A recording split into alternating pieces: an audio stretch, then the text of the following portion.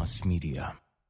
Welcome to the Independent Voter Podcast from Independent Voter Project. We're going to expand a little bit. A new era of independent voter news that the journalists just don't cover. It's where we have these debates on a national level, really taking on issues so that people have more educated disagreements with each other.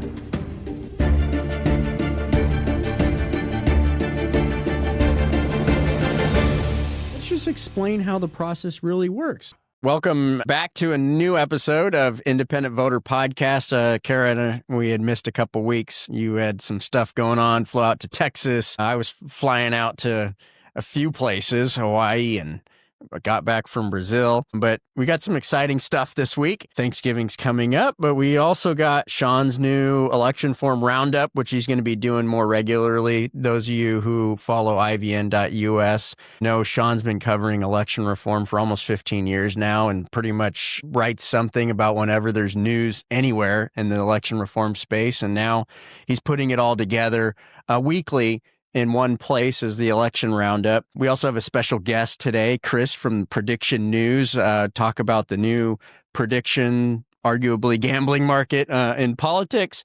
And then Cara had I'd really enjoyed your article about Politico's gerrymandering poll. And I'm not picking on Politico. I'm not saying everything they do is biased and bad. Politico's great. I use Politico for stuff too, right? But you kind of point out that come on, Politico, that you're better than this type article. So let's dive into it. Coming from the world of independent voters and voting reform, we're used to long shot odds. We participated in lots of campaigns. Cara, you ran one of the most successful campaigns for ranked choice voting. I think probably when that started, people maybe gave you a 1% chance of winning, but you pulled it off. So this week, in that spirit, we brought on somebody interesting that reached out to us. We haven't, traditionally done this in the past, but wanted to bring on a guy named Chris Gerlacher. Did I pronounce that right, Chris? You got halfway there. All right. Well, that's 50%. I'll call it Gerlacher. All right, Gerlacher. Okay. Well, we're bringing on Chris. He's a big shot in the prediction market of political odds. I've been looking at everything from New York to California. I don't know how much you've looked at independent reform news. Cara and I have been covering the roundup in that space. But Chris, why don't you introduce yourself and some of the things you've been looking at recently? Sure. I'm the political reporter and industry analyst for Prediction News. We cover the prediction market industry. Since 2024, in the fall, when Kalshi won its election lawsuit and got to offer legal election and political contracts, there's just been an enormous amount to cover. A lot of people have been showing these platforms a lot of attention. Donald Trump's team was even watching Kalshi's odds on election night.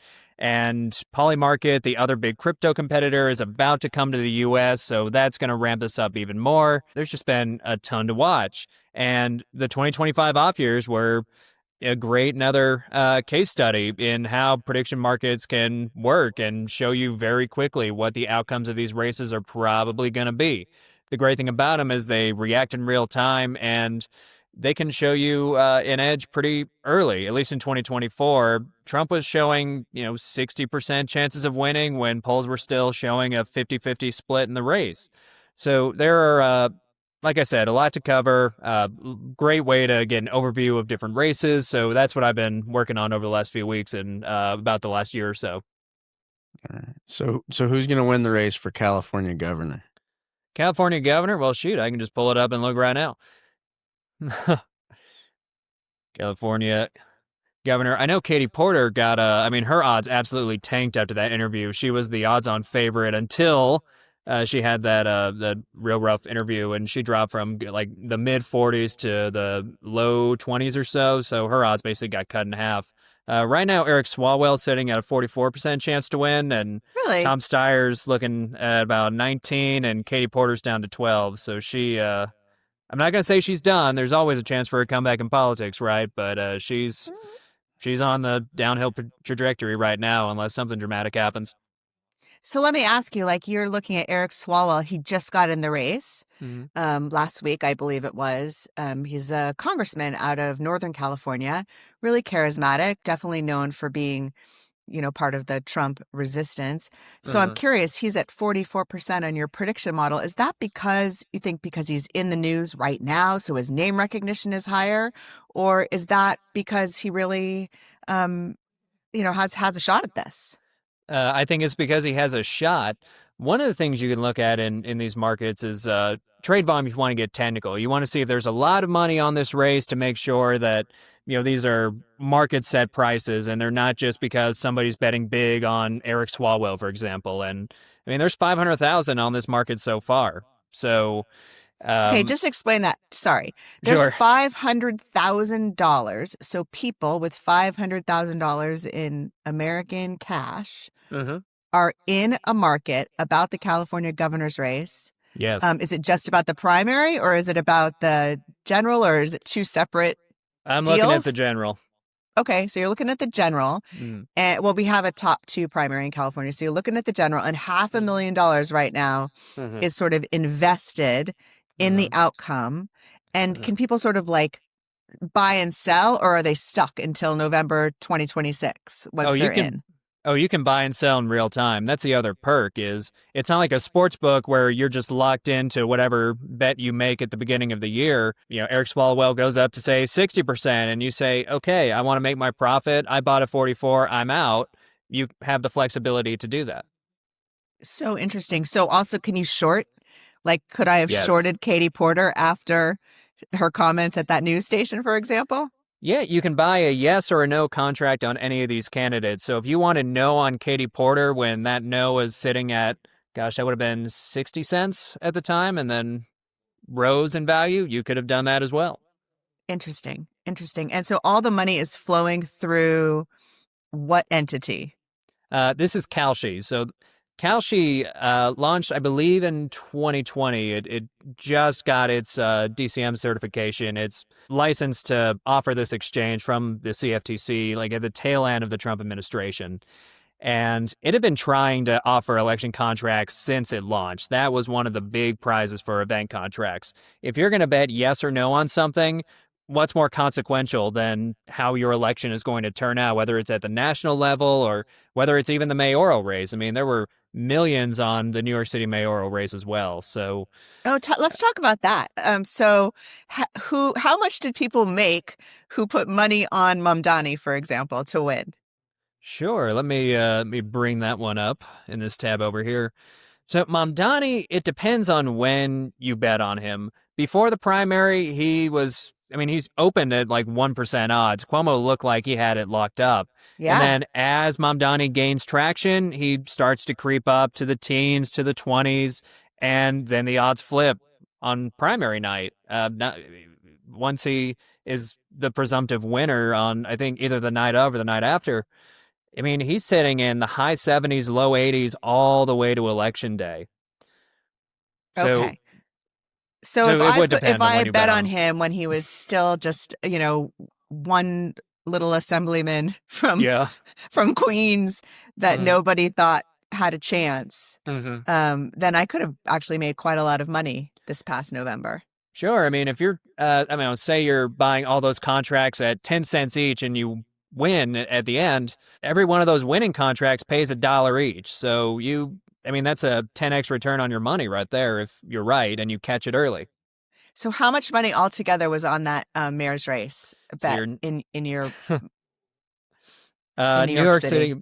So New York City mayoral election, trade volume was at 121 million. No kidding. It got a lot of attention and it showed. Wow. Well, is there an average age of people who are participating? You're probably looking at that 25 to 34 male demographic. Got it. So it's not all young men, but it is a lot of young men attracted to this platform. Yeah. Well, it's certainly interesting, a new thing. We are on the Independent Voter podcast. This is fun and interesting. I'm going to ask you one question you might get, and you might have different answers from our audience. I'm sure would be divided on this issue. So what's your answer to the question to say, well, this is just another form of gambling, one, and then aren't you just opening up Pandora's box? And we've just seen the national news about the NFL and the NBA scandals, and then we had the betting on baseball, and oh great, now we're going to start seeing those issues rise in politics. What's your answer to that? My answer makes me unpopular in both industries. So, yes, a lot of people use this as a gambling platform, but it's not what it's intended to be. And I think it even caught the founder, Tarek Mansour, off guard a little bit. He founded this, thinking about, elections, of course, but also like economic indicators, inflation rates, what's the, what's GDP growth going to be this year, this quarter, things like that. So I think when sports took off in particular, I think he was surprised at the casual use that comes on this site. There are responsible trading tools on these platforms. So Kalshi offers your ability to set trade limits, time limits, things of that nature. But the nice thing about prediction markets is still they offer you these hedging opportunities.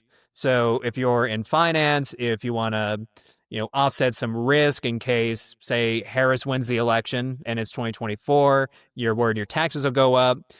You can trade on a bunch of Harris contracts, and if she wins, you get a payout from Harris winning.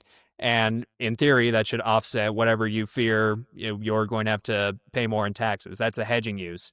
And then there's the forecasting use. There's a lot of enthusiasm in this space about the wisdom of crowds, right? Harnessing the insights of a diverse crowd so you can get an overview of what traders really think is going to happen next about any event. This has been used even in weather futures since the 1990s. This is very, very old. Is this a good thing? You are political. You're avoiding the question. Is this a good thing? Is it a good thing or a bad thing? It comes with pros and cons. The gambling concerns are real, and it's something that the finance industry hasn't had to deal with before at this level. Using the stock exchange as a gambling platform is not a new problem. There's a researcher in California who specializes in that question.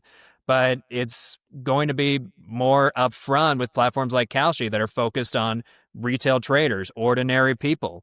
So this is going to be a continuing issue for them, and it is a real problem. It is a real issue that they do have to continue to confront. They can't stop at the responsible gaming or trading tools they have now. They're going to have to be proactive here. I've said elsewhere they have a lot of lawsuits against them about their sports contracts, and I don't think those are the most dangerous things for them. I think a serious responsible trading scandal is going to hurt them more than any of the lawsuits they're in regarding sports. So yes, there's hedging utility. Yes, there's forecasting use, and I do like the political forecasting. That doesn't mean the problem gambling is not going to be a concern on these platforms during these boom years. Right. Well, I'd like that answer. There's nuance to almost everything. That's why we're the Independent Voter Network. We try to talk. There's different sides. There's nuance. Chris, I'd invite you back as these issues inevitably will bubble up more. We also invite you to contribute an article on IVN about the prediction market. Why should independent voters care, and what are those those nuances? And we appreciate your time. Like you said, this is a new market. We're happy to have you on. Cara, do you have any parting words or questions for Chris? I guess I was just curious, are there any politicians who are betting on the prediction markets, like betting on themselves or that you know of? I'm really glad you asked. There is a California gubernatorial candidate, Kyle Langford. Okay. He was running as a Republican. He is not a talented candidate. He has other problems. Earlier this year, he put $100 on himself to win. I believe it may have been in the primary. I have to double check which market it was in, but he places $100 on himself on Kalshi, and he tweets out, "Hey, if you want to support my candidacy, go buy my contracts." Now, Kalshi caught that very quickly and shut that down. So his price briefly rose from like 7% to 28%, and then back down to where it was. So the market corrected. He couldn't just artificially inflate the market and then cash out. But he did reveal a vulnerability that Kalshi had in the spring. And one of the things you're going to be able to watch in the midterms when the House is up for re-election and when a third of the Senate is up, we're going to see whether these know your customer protocols that prevent these kinds of things in the first place are going to be effective. So, ask me back in a year and we'll either be talking about a great success on the platform or we'll be talking about gross negligence. All right. Well, it's great. It's great to meet you. Thanks for being on our show. We really appreciate it. Oh, thanks so much for having me. All right. Take care. Bye, guys.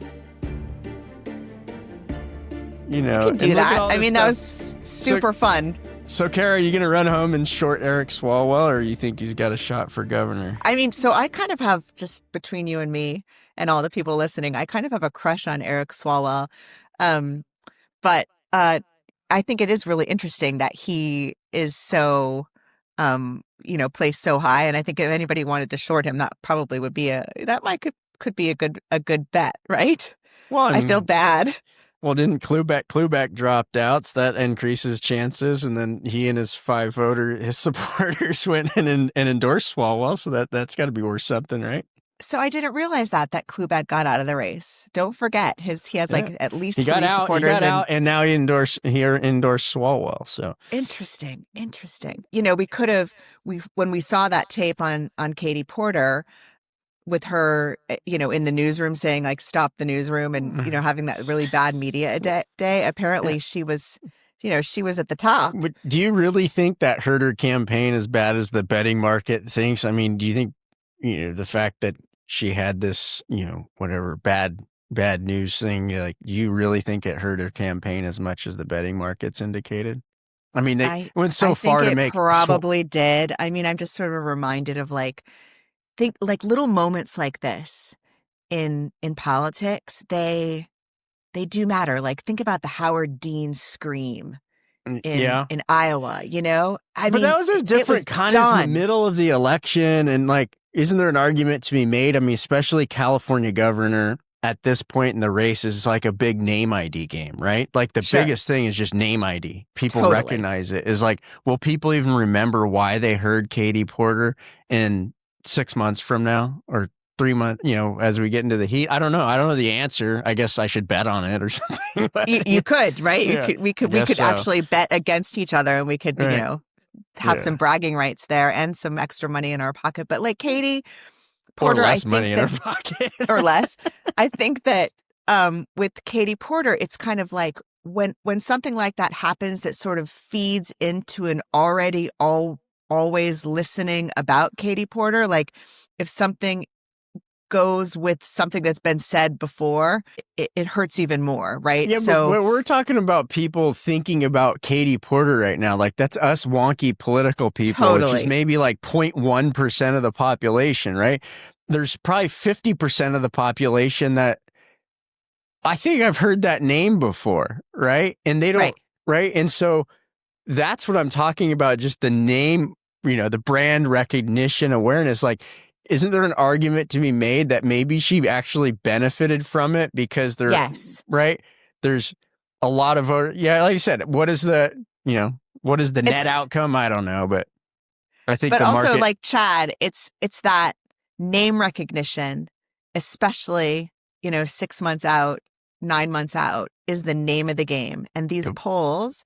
Mamdani had no name recognition a year ago, and he's going to be sworn in as the mayor of, the greatest city in the world in a month from now. I'm from San Diego. I live in the greatest city in the world, so don't. Okay. But yeah, it's definitely name recognition is the whole name of the game in these polls, especially early on, and people making predictions about. Nobody would have predicted that Mamdani was going to become mayor of New York City. And here we have this sort of extraordinary event about to happen where a socialist is about to become mayor of New York City. It's quite something. I mean, we've been saying that socialists have been elected for a long time. I think this is the first time we have somebody who just says, I'm a socialist, that has been elected, right? So yeah. Cara, welcome back from Maine. How are you doing? And then, what do you think of Shawn's roundup? I'm doing good. It's really good to see you. I missed you these past couple of weeks. We really have to try to see each other once a week, or I'll have withdrawal. Everything's good. My kids are home from college for Thanksgiving break, and so that's super exciting. We're empty nesters for the first time, and so it's lovely to have them come home. Your nest is emptied and mine's filled up. Yes. It goes fast, Chad. It goes very fast. So cherish it, even though, what do they say? They say the days are long, but the years are short. So anyway. It's so true. It's so true. So Shawn's roundup is really good this week. I mean, basically, we have a situation where the number of independent voters, it just continues to grow at a historic rate in every single state nationwide. People are sort of unregistering as Democrats or Republicans and becoming no party preference voters or independent voters. And yet we sort of have a system that doesn't accommodate all of this. These people are being denied access to taxpayer-funded elections. And so, even though there's, it's a tough thing to run as an independent, it's a tough thing to be an independent voter and have your voice heard, there are some really cool things happening across the nation. The first place he covers is Oregon, where 2 initiatives are proposed for the 2026 ballot. And one of them is a state constitutional amendment that basically makes it illegal for Oregon to fund closed primary elections. And then the second initiative establishes sort of a legislative framework for people to be able to make a choice. So you either take part in the nonpartisan top 2 primary, in which all voters and all candidates can participate on one ballot in a taxpayer-funded election, or if you're a party, you got to pay for it for your nomination process yourself. So, well, let's take on that one in Oregon, which would I think bring up a interesting question, right? There's a lot of people who say, well, legally, why do taxpayers fund party primaries, where in most states they're private elections, right? That's why you can have closed primaries, because they're really for the benefit of the party, not the public, right? There's public benefit arguments to be made. Those arguments haven't been successful in court, right? Because essentially courts are going to say, well, if the legislature said it has a public purpose, we're not going to second guess that. So, but now, if you pass an amendment in Oregon that's, a constitutional amendment that says, no, you're not going to fund closed primaries, what do you think? How do you game this out, Cara? Say it wins, right? Because that's a pretty popular statement, right? Like, hey, yeah, it's a private event. Why pay for them? So let's game this out. Say they win. Okay. What do the parties do? They say, great, we're just going to go to caucuses, or sure. We're going to go back to conventions. We're going to go back to our smoke-filled rooms, and decide in a back room who the nominee is. They won't have to have elections anymore. Arguably, that could be worse. Right. Okay, so then now the second one wins. Okay, parties make that choice. The second one wins, and they say, okay, well, the state still is now obligated to run this nonpartisan primary, right? Where you're going to have anybody who theoretically doesn't get the Republican or Democrat domination. Now game that out. Does that bring public credibility to a new process that maybe does compete with the parties? Sure. That would be great, right? Mm-hmm. Any more competition, we're always for that. Mm-hmm. So it's just interesting because, some people say, oh, they'll go in the back room, then people won't participate in the public. I think you end up having this interesting fight. I don't know my answer on the Oregon stuff. I just think it's an interesting approach that brings up some interesting questions, right? Absolutely. And in Nevada, it's another sort of a new approach to doing this. Basically, in Nevada, they're collecting signatures. They have something called a voter's bill of rights, and they're going to try to update their voter bill of rights, which was added to the state constitution by Nevadans in 2020, to include full participation in all publicly funded elections without limitation, including but not limited to any requirement to affiliate with any private organization such as a political party. So this basically now explicitly will state that independent voters have a right to participate in taxpayer-funded primaries. But then it puts the kind of the type of primary, whether it's going to be top 2 or top 4 or something different, it puts that decision into the hands of the legislature. Personally, I love this approach. I mean, Nevada just went through an attempt to have an open primaries with the top 4 system and use ranked choice voting last election cycle. I think the messaging for that was kind of overwhelmed by the presidential campaign for obviously reasons, right? It did not win at the polls. I mean, this is a very interesting approach. I think it's smart, right? And it really forces a conversation, right? Because, if you go and say, let's replace the closed primary with this system, right? It gives the opposition the opportunity to just poke holes in this system, right? Right. But if you say, hey, we're just going to have an amendment to say, you can't exclude everybody. You can't have a process, right? Because we know that's a winning argument, even with Democrats and Republicans who like the Democrat and Republican argument, because at the end of the day, it's whether you're talking about small d democracy or small r representation, right? It's kind of hard to argue against that, don't you think? It is. It's much easier to say like, well, how are you going to break a tie with a ranked choice voting election? You can throw all kinds of things into the mix when you're trying to pass a specific way of holding the primary or counting the ballots. I think it is really smart to try to just open it up. And it's very small d democracy. It's very small r representation. So we'll see. In Oklahoma, too, they have started gathering signatures to adopt a nonpartisan top 2 primary. They are meeting with voters across the state. They've got the petitions out. And, I think a pretty good team on the ground there, too. I was in Austin, as you mentioned, at a Better Choices for Democracy conference and part of the Texas Tribune Festival, listening to some great speakers. And I got a chance to see Andy Moore, who is working on the signature gathering in Oklahoma. And he's very optimistic. He said it's easy to get signatures in Oklahoma for this.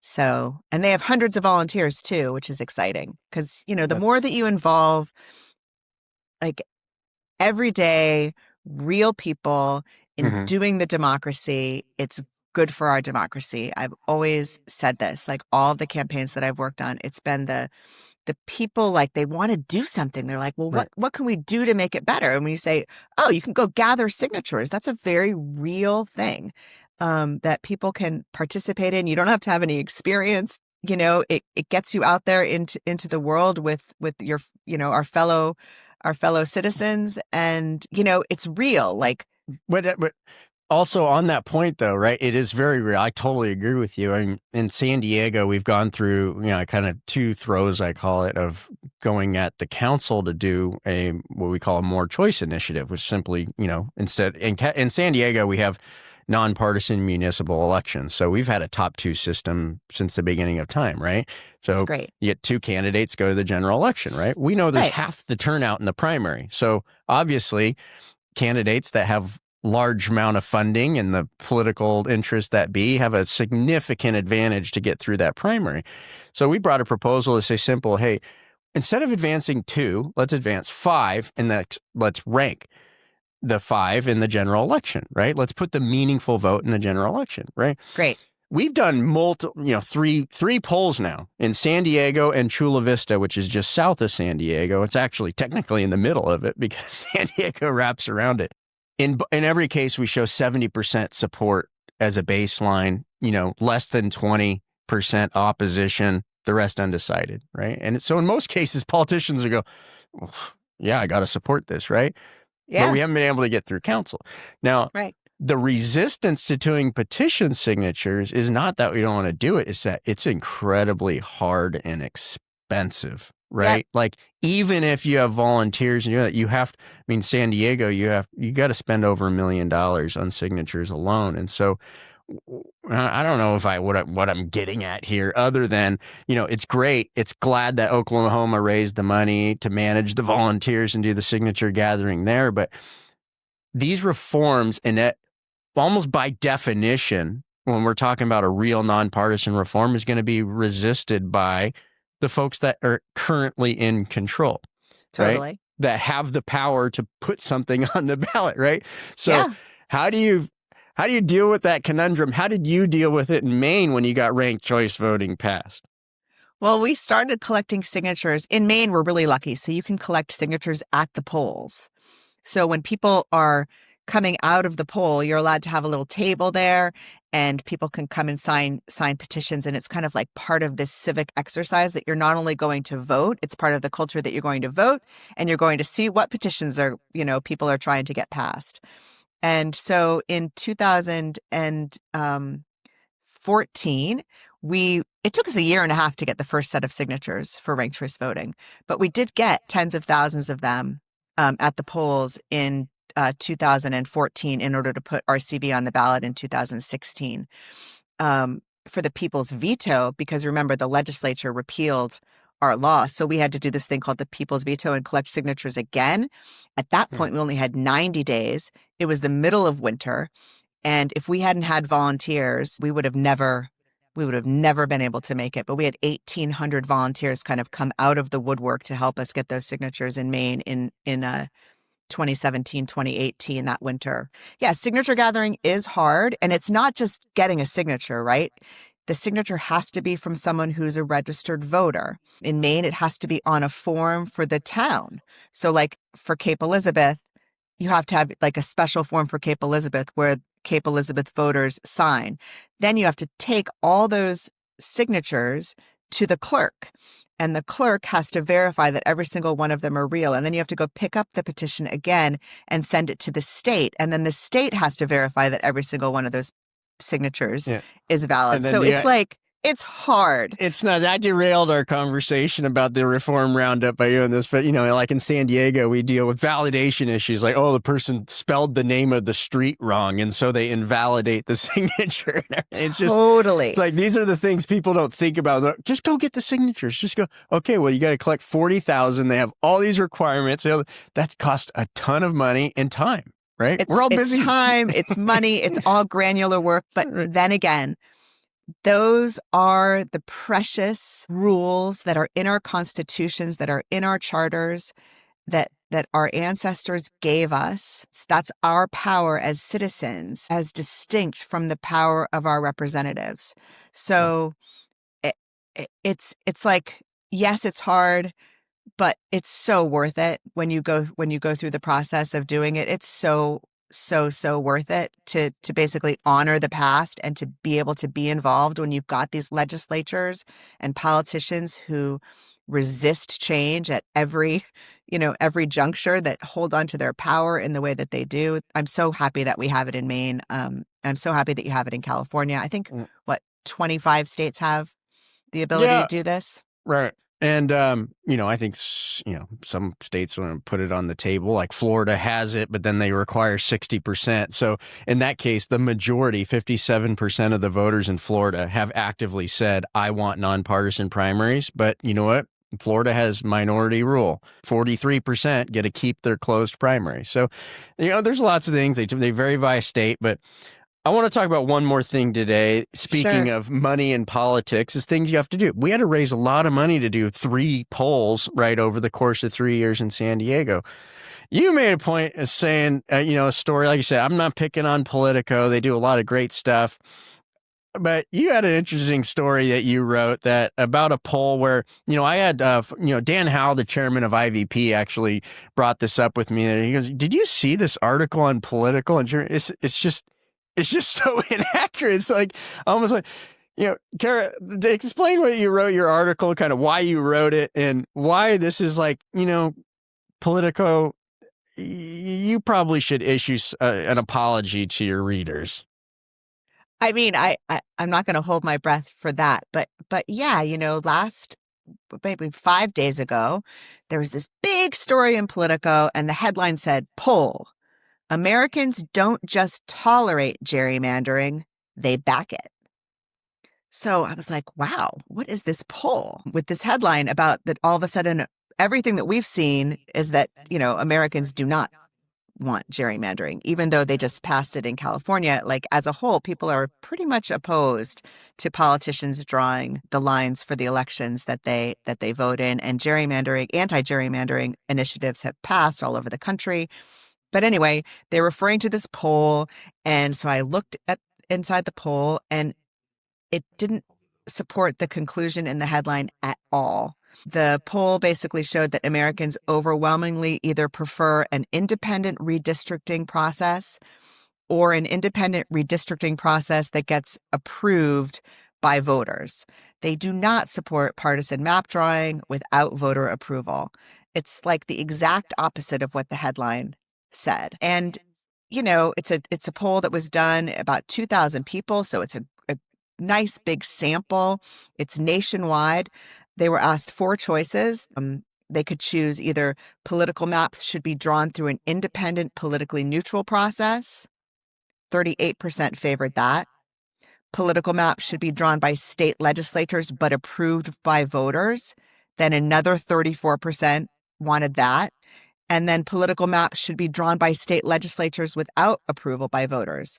Now, that was only supported by 7% of the people who responded to the poll, and 21% said they didn't know. So you've got a 72% either supported independent map drawing, supported voter oversight, or were uncertain. And yet the poll says Americans just don't tolerate gerrymandering. They back it. Right. It's nuts. Well, exactly. If they truly backed it, they wouldn't even need the oversight of voters voting on it. So isn't really the 7% number voters' opinion of pure gerrymandering? Yeah, 7%. And yet, Alex Burns, who's like a big wig at Politico, puts out his ex post and it says, poll, voters eager to keep escalating the redistricting wars. Majorities of both Democratic and Republican voters want to redraw maps to their own advantage. So they were able to ask questions of people inside the poll and ask people who were saying that they were probably going to vote for Democrat or they would probably vote for a Republican. They sort of got in and asked those guys a bunch of questions, just them, not the independents, about what they would do. So if the Democrats start it, then should the Republicans respond? If the Republicans start it, should the Democrats respond? And in, sort of this back and forth about gaining advantage. But the poll didn't ask any independent, undecided voters, non-aligned voters, any of those questions.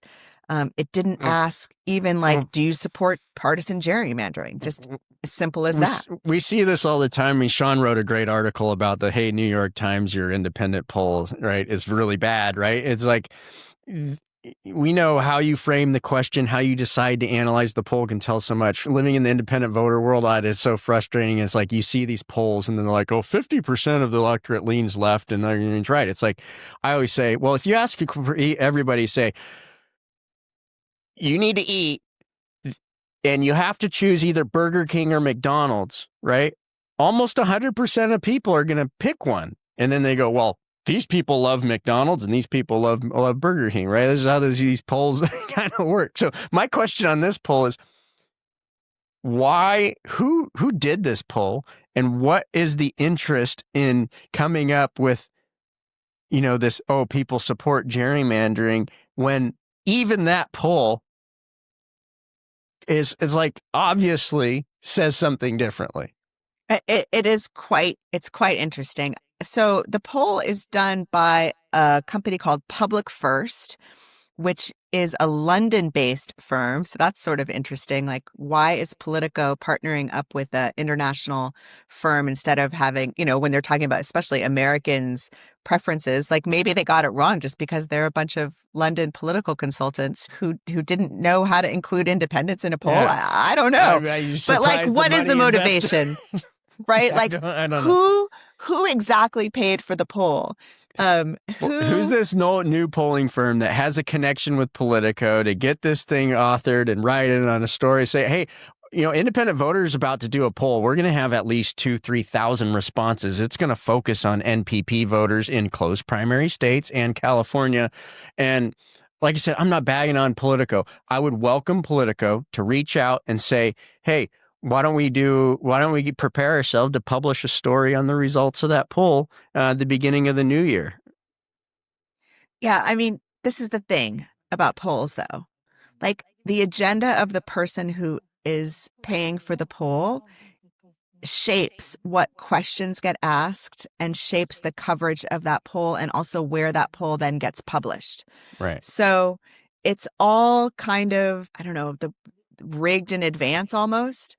A lot of times a poll that comes out badly won't ever even see the light of day on a particular issue. And so you just really have to, it's buyer beware. You really have to be aware when you're reading about polls and polling results that the person who commissioned the poll, the person who paid for the poll, probably has an agenda, whether it be to promote a candidate who did really well in the poll. But then it's like, what questions do you ask? Mm-hmm. Like, what negatives do you ask about the thing? What positives do you ask? What order do you do it in? And then also, Chad, it's the weighting of the poll. Mm-hmm. So when the results come in, the pollster has an incredible amount of power. Exactly. This is going to be the turnout, and this is going to be the right. And and then how you frame the question. John, who's known to be this superhero, is running for this office, right? Right. Jane, who is most well known for being in jail for 4 years, is running for this. And they go, 99% of people wanted John. Oh, duh. Right. But it's sometimes it's a lot more subtle than that. So they really are trying to get away with being independent. I tend to hyperbolize, right? Cara. I know. It's part of my sensational journalism streak. That's right. That's a right. joke. You got to get those clicks. You got to get those clicks.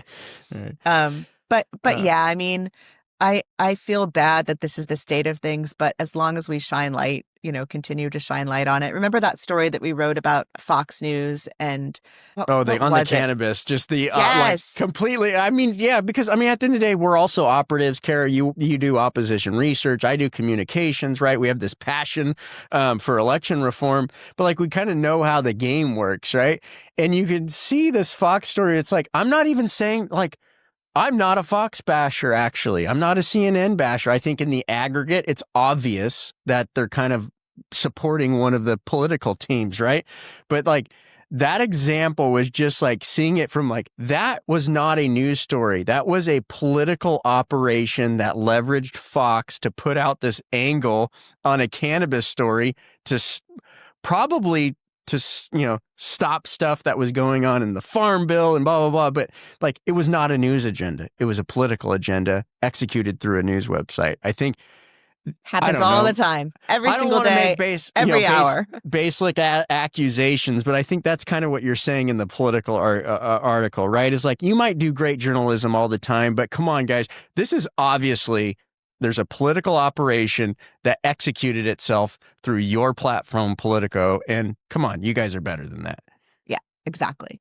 So. And nothing, this is sort of how it works. This is how it really works. I hate to break it to you, but we'll be back at the beginning of the new year. We're going to have a new How It Really Works episode. We've been a little bit on pause as we get through the holiday season, but we got a lot of work to do. We're very excited about 2026. We're going to hit the ground running. It's going to be a big year.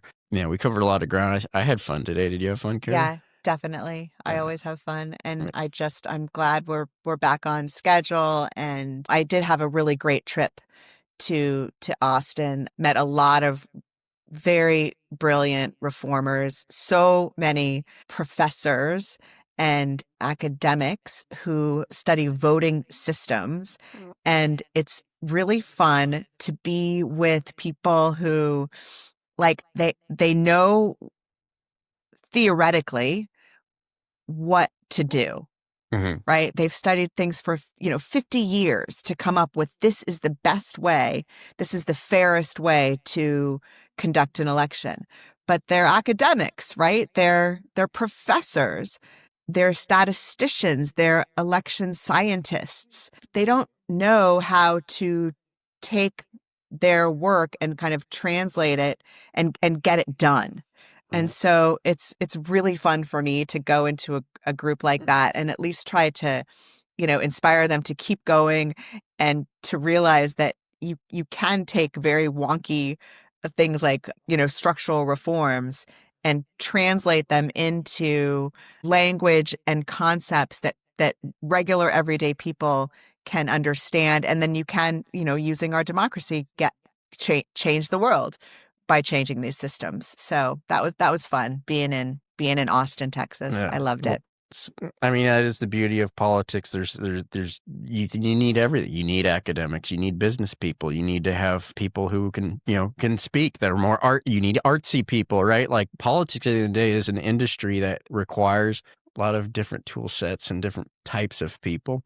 The other thing that happened that was really cool in Austin that I was interested in is that, or that I wanted to tell you about, is there was a woman from Alaska there who I was on a panel with, who is a MAGA Republican.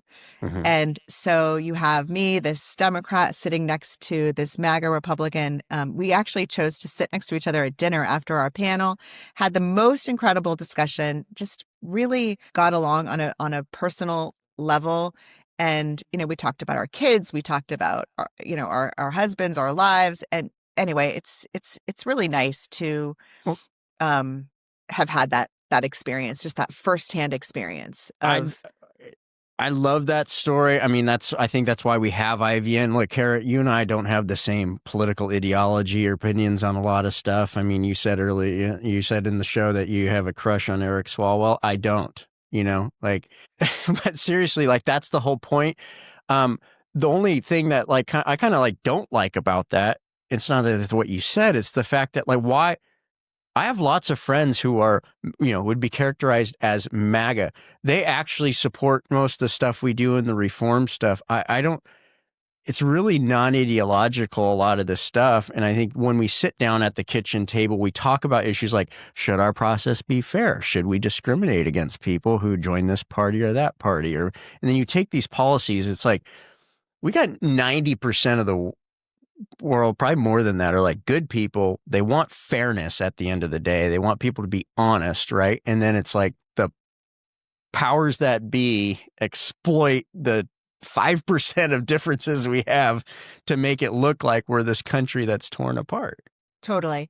And that's why we have to change the structures underneath that allow us to really express our full range of preferences and open up the system and just keep doing what we're doing. Because, here was this person who could not have been more different than me, probably on 9 out of 10 issues. But we got along on reform, and we got along just on a human level. And I can't wait to talk to her again. I'd love to have her on the podcast. And so, yeah, I mean, this reform work, for sure, my experience in Maine was very much like a Noah's Ark kind of thing. So for every Republican that was on our team, we had Democrat, and for every Democrat, we had an independent. We really tried to have it be all of us working together to fix the system for all of us, not to benefit one over the other or to try to game things out so that our team would win. It's we want just to have the voters be the ones who win, and who has a system that can accommodate all of their wants and needs and desires,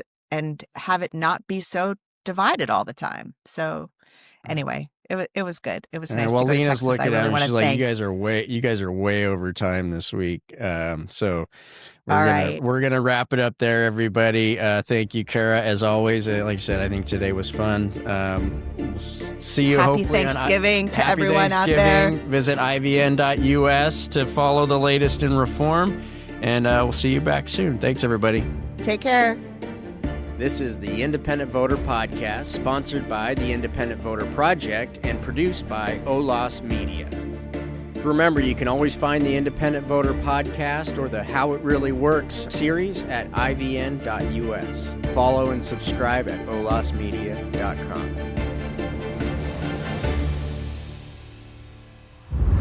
OLAS Media.